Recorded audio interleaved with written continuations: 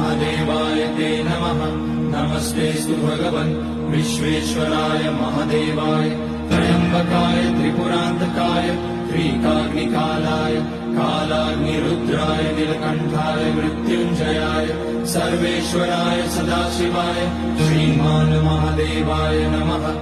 ॐ नमः शम्भवाय च मयोपवाय च नमः शङ्कराय च महेश्वराय च नमः शिवाय च शिवतराय च।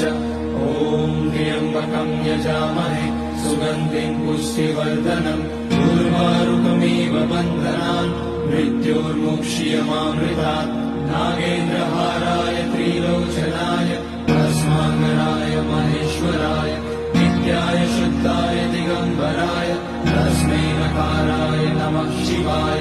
मन्दाकिनी सलिलचन्दन चर्चिताय नन्दीश्वर प्रमथ